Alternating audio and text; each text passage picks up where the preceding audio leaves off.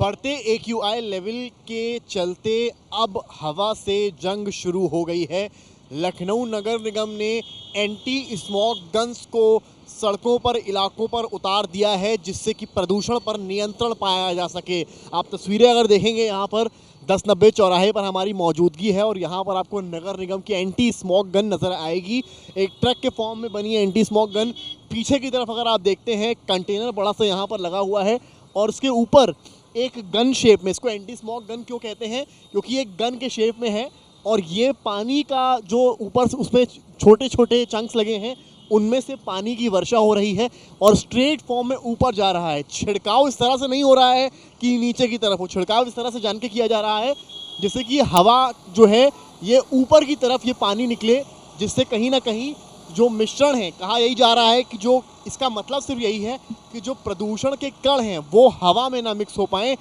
और पानी का छिड़काव पड़ने से जो वो कण हैं, जो जहरीले कण हैं, जो अगर ऑक्सीजन में मिक्स होते हैं और हमारी नाक में जाते हैं तो वो हमारे लिए नुकसानदेह साबित हो सकते हैं, तमाम रेस्पिरेटरी डिजीज़ हो सकती हैं। लेकिन इस तरह की गन्स के ज़रिए जिनका ऊपर की तरफ जो निकली हुई हैं, यानी कि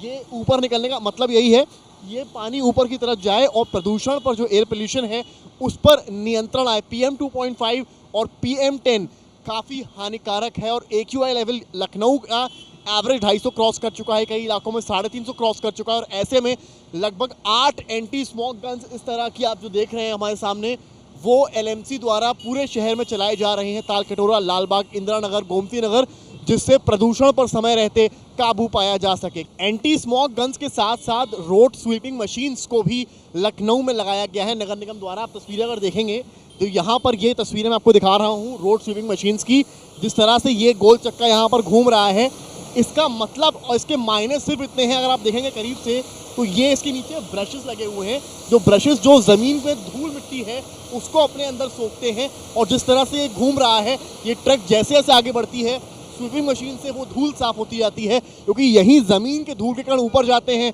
और प्रदूषण बनते हैं, PM 2.5 बनते हैं, PM 10 बनते हैं। पहले उसके ज़रिए यहाँ से रोड स्वीप करके स्वीपिंग मशीन से जो है कण निकाले जाते हैं और फिर इस स्मॉग गन से उसको लिया जाता है। किस तरह से काम करती है ये मशीन? ये जो डिवाइडर होता है, डिवाइडर किनारे किनारे ये मशीन चलती है, जो धूल होती है जिससे प्रदूषण होता है वो ये सक करके अपने टैंक में डाल लेती है।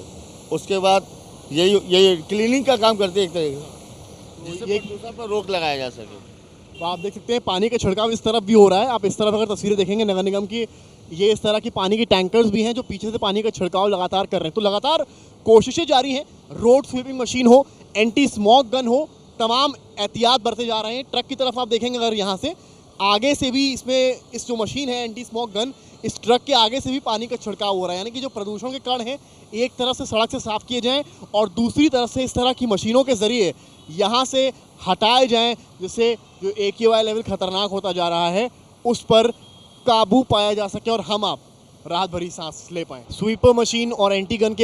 स्मॉग गन के बाद आपको मैं दिखाने जा रहा हूँ ये वाटर टैंकर से किस तरह से लखनऊ में पेड़ों पर पानी डाला जा रहा है, क्योंकि जिस तरह से स्मॉग,